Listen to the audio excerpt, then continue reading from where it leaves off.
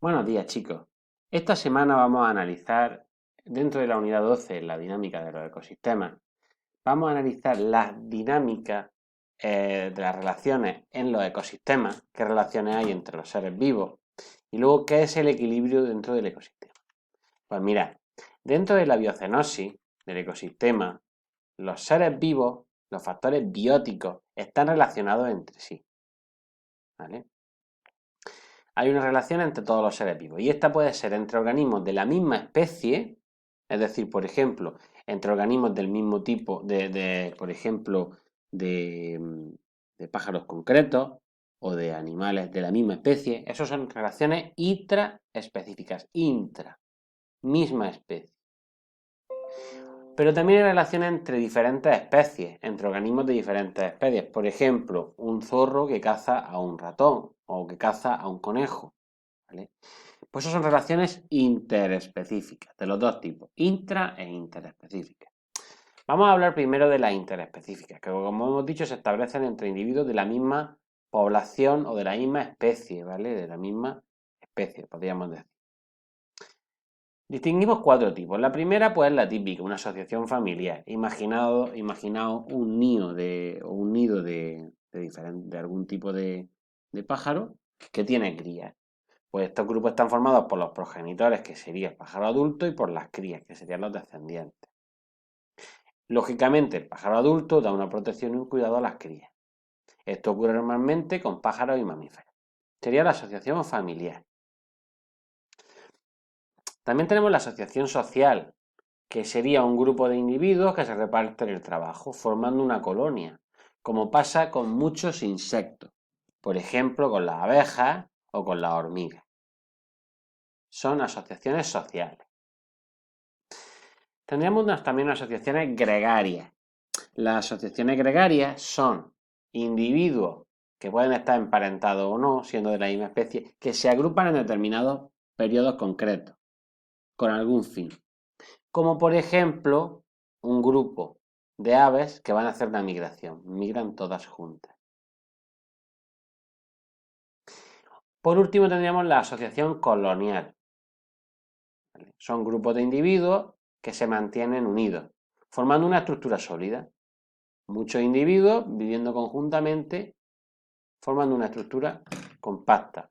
Aquí tenemos, por ejemplo, la asociación de corales, porque recordad que los corales son seres, son animales. Acordaos que los corales son animales. También tendríamos esponjas y otros invertebrados. Hacen asociaciones, que con frecuencia originan arrecifes, lo que conocemos como arrecifes de coral. Vale, esto sería en cuanto a las e intraespecíficas dentro de la misma especie. En cuanto a las interespecíficas, que son las que se llevan a cabo entre individuos de diferentes especies, tendríamos la primera de todas, la depredación. Pues un depredador que persigue, caza y mata a otro que sería la presa. Como por ejemplo el ejemplo de los leopardos y las gacelas. Ahora, cuando alguien ataca a un individuo y normalmente no le causa la muerte, eso se denomina parasitismo. El parásito se alimenta del huésped.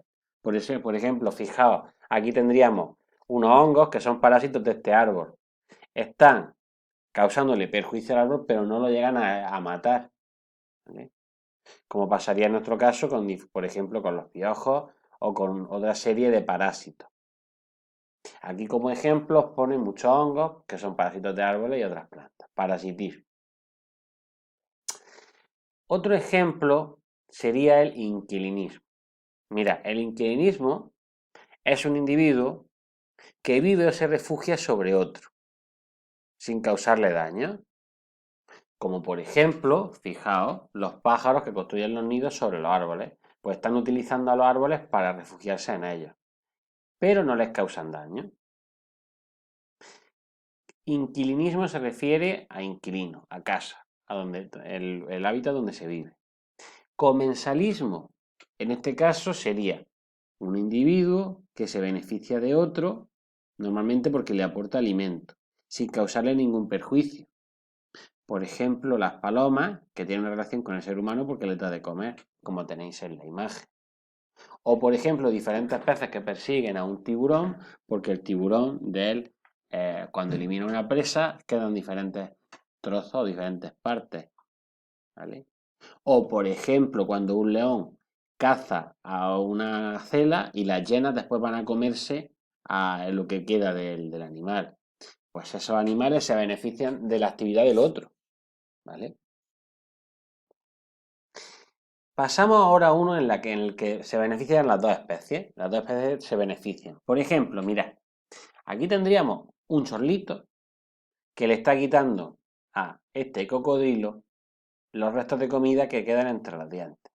Fijaos, tiene beneficio para los dos, porque para el chorlito es alimento y lo que hace es quitarle los trozos y producir la limpieza del cocodrilo. Eso ocurre también, por ejemplo, con los bueyes y las garzas bueyes que están encima de los bueyes, ¿vale? Se alimentan de los parásitos que tiene el buey encima y el buey se elimina parásitos y el otro se alimenta. Vale. Estas dos especies pueden vivir por separado. No tiene por qué hacerse esta asociación siempre. Pero en el siguiente caso, que sería la simbiosis, esto es un mutualismo muy especial, en el que dos seres vivos tienen que vivir asociados a la fuerza, porque si no, no podrían vivir de la otra manera. Esto ocurre, por ejemplo, en los líquenes. Veréis, los líquenes son asociaciones de plantas y de algas que tienen que vivir de manera conjunta para vivir. Si no, morirían, no podían vivir. En cuanto al equilibrio de los ecosistemas, pues mira, diremos lo siguiente, fijaos. Cuando en un lugar hay recursos suficientes, los individuos pues se van a reproducir con éxito y siempre la población va a aumentar. Pero claro, esto siempre va a tener un límite, los ecosistemas tienen un límite. Hay unos factores limitantes, ¿vale? Esos factores limitantes que van a hacer que la población ya no siga aumentando. Entonces, cuando las poblaciones llegan a ese límite y ya no se produce un aumento indefinido, entonces decimos que el ecosistema está en equilibrio. Es decir, que el ecosistema se encuentra en equilibrio cuando todas las poblaciones de su biocenosis o su comunidad están limitadas por los factores naturales y no pueden crecer de manera ilimitada.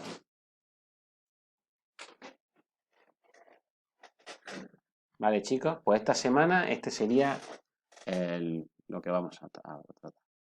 Un saludo.